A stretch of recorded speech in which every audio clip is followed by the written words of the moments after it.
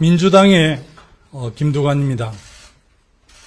존경하고 사랑하는 국민 여러분, 더불어민주당 당원 동지 여러분, 저 김두관 더불어민주당 당대표에 출마합니다.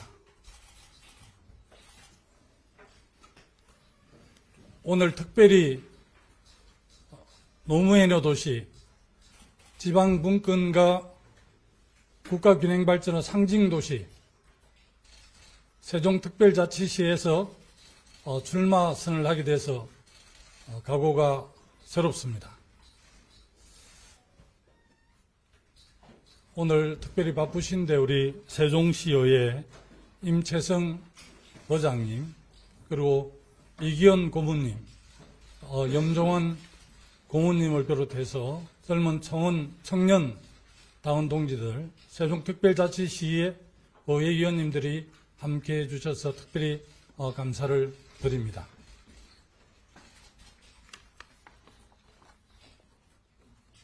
질의응답.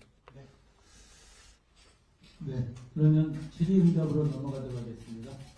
자, 질의하실 기자분들은 손을 들고 소속을 밝혀주시면 감사하겠습니다. 시간도 많지 않고 해서 출마 선언문 전문은 배포한 유인물을 참조해 주시고 기자 여러분들께서 특히 궁금한 점들 질의해 주시면 제가 성심성의껏 답변 드리도록 하겠습니다. 네. 예. 예. 세종시에서 기자회견을 하게 된 오늘 예를 하는데, 그러니까 우리 지방이나 지역 기자들한테는 기자회견한다는 연락이 안 된 것 같아요. 뭐 특별한 의미가 있습니까? 기자 연락, 그건 뭐 전혀 제가 예. 예, 그건 지금 당 대표 선거여가지고요, 중앙당의 국회 출입한 그 대상으로 했었고, 세종시에 출입하는 기자들한테 연락을 미리 못 드리면 죄송합니다. 알겠습니다. 이상입니다. 예. 예. 마이크 좀 갖다 주십시오. 네, 저는 연합뉴스의 오피지라고 합니다. 예. 사실 세종에서 출마 선언을 하신 것 자체는 상식성은 저는 이해는 하는데, 사실 이제 당대표 선거는 이제 정부를 보면서 좀 치러지기도 하고, 특히 이제 수도권 쪽에 좀 민주당 당원들이 좀 많은 편이기도 하잖아요. 그럼에도 불구하고 첫 이제 행보로 세종을 꼽으시고, 그 다음에 광주, 그 다음에 지역을 좀 약간 도시 계획으로 알고 있는데, 그렇게 좀 약간 첫 일정을 세팅하신 이유가 뭔지 좀 궁금하고, 두 번째 질문은 언제 이제 그 서류 제출은 언제쯤 하시는지. 그렇습니다. 역순으로 먼저 말씀드리면, 당대표 후보 등록 서류 절차가 생각보다 굉장히 많이 있었고요. 실무팀장이 한 일주일 정도 준비를 해서 아마 내일 후보, 오늘 중앙당에서 가점검을 받고 문제 없으면 내일 후보 등록하는 걸로 그렇게 되어 있습니다. 그리고 이제 세종특별자치시 의회에서 특별하게 기자회견을 한 배경을 조금만 설명드리면, 대한민국은 수도권 일극 중심으로 흐르고 있어서 정말 국민들 걱정이 이만저만이 아니지 않습니까? 정부와 사람, 돈이 전부 다 기회가 수도권에 몰려있기 때문에 이대로 가다가는 대한민국 미래는 없을 것 같아요. 그런 차원에서 이 국가균형발전의 상징적인 도시이기도 하고, 또 노무현의 도시이기도 하고, 또 여전히 균형발전 그리고 지방분권이 미완의 과제로 남아있기 때문에 더불어민주당이 책임있는 제1당으로서 국가균형발전, 지방분권을 완성하겠다는 그런 의지를 담아서 여기서 여러 가지 언론을 했을 때 당헌존에서 하자, 제가 또 영남 지역주의를 극복하려고 무척 애를 썼던 사람이라서 부산 경남에서 하자. 우리 당의 본사는 강주 전남인데 강주 전남에서 하자. 여러 가지 제안들이 많이 있었지만 수도권 일극 중심주의가 대한민국 미래를 정말 희망을 뺏어가고 있기 때문에 그런 차원에서 여러 가지 뭐 이렇게 같은 동지들하고 인원하는 차원에서 세종특별자치시 의회로 결정을 했고요. 올해 이제 국회 문헌이라든지 대통령 그 실도 어느 쪽으로 잡혀 있는데 여전히 세종특별자치시가 지금 미안의 가지로 남아 있기 때문에 우리 당이 책임 있는 일당으로서 그걸 완성하는 데 역할을 하겠다 이런 의지까지를 담아서 세종특별자치시 의회에서 하기로 그렇게 결정을 했습니다. 예. 여기 내용에 보시면 민주당의 붕괴를 온몸으로 맡았다고 하셨는데요. 예. 어떤 게 지금 붕괴됐다고 보고 어떻게 개선하겠다는 말씀이신지 그런 말씀해 주시면. 지난번 총선을 아주 우리 당 지도부에서 탁월한 리더십과 선거 전략으로 압승을 했다. 그래서 이제는 무도한 윤석열 정권의 이 무도함을 막고 민생을 챙기겠다 이렇게 이제 지도부에서 구조 흐름을 잡았는데 저는 좀 다르게 해석을 하는 것이 지난 4월 10일에 있었던 이제 22대 총선에서 우리 당이 민생이라든지 여러 가지 선거 전략을 잘해서 앞서는 것이 아니라 용산에 있는 윤석열 대통령께서 더불어민주당의 선거대책위원장을 해서 앞서간 것으로 저는 그렇게 해석을 합니다.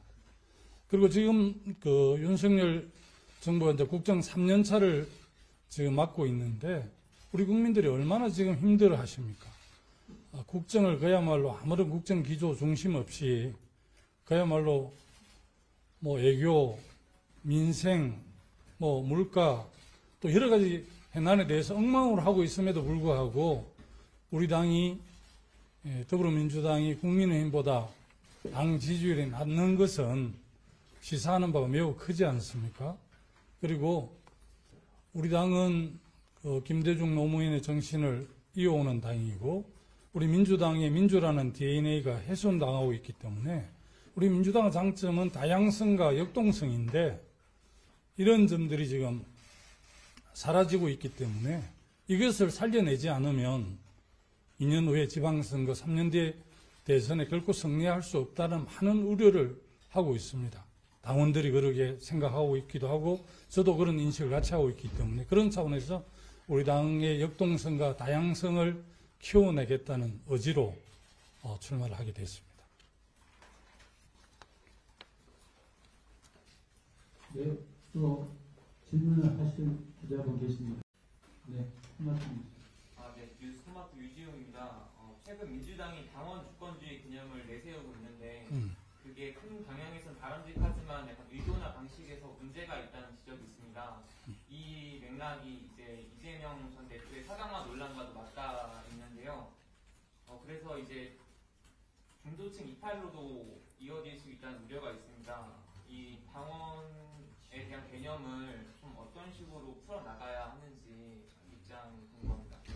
당원 주권, 당원 중심의 정당은 유럽행인데 저는 뭐 당원 주권을 강화하는 큰 당의 흐름은 동의를 하고 있어서 당원 주권 관련해서 뭐 컨퍼런스에도 저도 참여를 한 바가 있고 오래전에 참여정치연구회라고 유시민 장관하고 같이 했을 때 그때도 우리가 당원 주권주의를 강화해야 된다는 주장을 일찍이 한 바가 있습니다. 이게 갑자기 생긴 게 아니고 정당이 적어도 당원 중심의 주권이 강화되는 게 당연히 맞기 때문에 그 흐름을 동의하고요.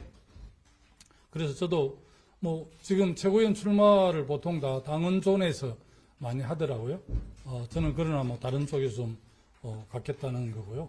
우리 당이 이제 뭐 1인 정당화 이런 비판들을 좀 하지 않습니까? 그래서 1인 정당화가 다양성과 역동성을 제외하기 때문에 그런 점을 극복해야 되겠다는 그런 의지를 갖고 있다는 말씀을 드리고요. 예를 들어서 최근에 이제 당권 대권 분리와 관련해서 당헌 당규를 고쳐서 지금 이제 중앙위원회를 어젠가 통과를 했는데 그런 점도 좀 동의 안 하는 국민들이 많이 있고 어쨌든 우리 권리당원이나 당을 사랑하는 사람들이 당의 이렇게 건강한 민주성과 다양성이 훼손되는 부분에 대해서 이의를 제기하고 있고, 제가 출마하기 얼마 일주일 전에 경향신문거래 인터뷰를 하면서, 모신문 인터뷰를 하면서 우리 당내에 1%의 다른 목소리가 있으면 그 다른 목소리를 대변해야 하는 책무가 있다. 당에 좀 책임 있는 지도자를 자처하는 사람이라면, 그렇게 해서 저는 당내 1%의 당원들의 다른 목소리도 대변할 책무가 있다는 차원에서 결심을 하게 됐고요. 우리 민주당이 어쨌든 3번의 국정을 운영한 경험을 갖고 있지 않습니까? 그리고 또 차기 국정을 맡을 수권을 준비하고 있는 당이기 때문에 그래도 당대표를 추대하는 것은 일반적 흐름에 맞지 않다, 이런 판단을 했고, 또 많은 당원들께서 동의해 주셔서 이렇게 결심을 하게 됐다는 말씀 다시 한번 드립니다.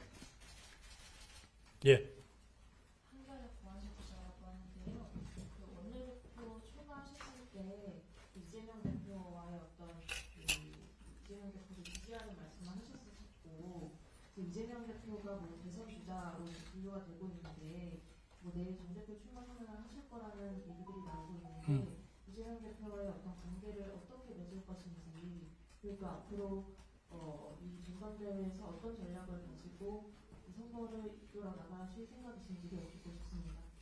축구 경기로 말하면 11명은 이제 베스트 11 팀워크가 굉장히 중요하잖아요. 뭐 공격수도 있고 수비수도 있고 링크도 있고 그렇게 되는데, 이 축구 팀이 승리를 하려고 그러면 아무리 개인기가 뛰어난 선수가 있더라도 팀워크가 안 되면 경기를 이길 수 없거든요. 우리가 차기 지선이나 대선에 승리하려고 그러면 1인 중심이 아니라 다양한 색깔들, 또 중도와 중원을 이렇게 대변할 수 있는 그런 사람들이 함께 팀워크를 이루어서 하는 게 중요합니다. 그런 차원에서 또 역할들이 각각 있을 텐데, 일단은 이번 당 대표를 놓고 이재명 후보와 제가 경쟁하게 되는 것이죠. 제가 뭐 대선 경선 과정에서 이재명 대표를 지지하기도 하고 또 여러 가지 함께 한 적도 많이 있었습니다만, 지금은 오히려 당 대표를 지금 뭐 저쪽 국민의힘도 한동훈 정치 경험이 없는 분이 지금 뭐 대세인지는 모르겠는데 그렇고, 다들 여야 이 1, 2당의 당 지도부 사람들이 어떻게 보면 좀 정치 경험이 그렇게 많지 않는, 경륜이 많지 않는 분들이잖아요. 이럴 때 우리가 강대강으로 계속 싸우는 것보다는 또 민생과 경제를 위해서 옛날 노무현 대통령이 말한 대연정처럼 경제와 민생에 있어서는 여야가 함께 또 협의하고 민생을 먼저 챙기는 이런 과정도 좀 필요하다고 봐요. 지금까지 계속 강대강으로 가면 우리 국민들 마음을 어디에 둘 곳이 없지 않습니까? 그런 측면에서도 제가 충분히 역할을 할 수 있겠다, 이런 자신도 있습니다. 예. 네, 잠깐만요. 아니, 뭐 한 번만. 라이브 방송이어가지고 명확하게 질문도 좀 마이크를 가지고 해주셨으면 감사하겠습니다. 예, 네이버 김주환 기자입니다. 예. 지금 그 민감한 질문일 수도 있는데요. 이재명 대표 그 내외가 사법적으로 상당히 엉켜 있습니다. 이번에 그 검찰에서도 계속 출석 요구를 하고 있고요. 그래서 이 부분에 대해서 바라보시는 입장은 어떻게 평가하시겠습니까? 최근에 우리 당의 입장하고 저하고 크게 틀리지 않는데요. 최근에 아마 검사 사인에 대해서 탄핵소추안을 발의하기 전에 법사위에서 아마 사전 조사하는 걸로 해서 지금 거의 쟁점이 되어 있는데, 그 사인 검사 탄핵 논의가 되자마자 부부 소환장이 발표돼서 정치적 의도가 있는 거 아닌가, 그런 좀 오해들을 충분히 살만하지 않습니까? 그래서 오히려 지금 이 당대표 선거를 앞두고 그렇게 하는 것이 저는 그 야당 대표나 국민에 대한 좀 예의가 아니다, 이런 입장을 갖고 있습니다.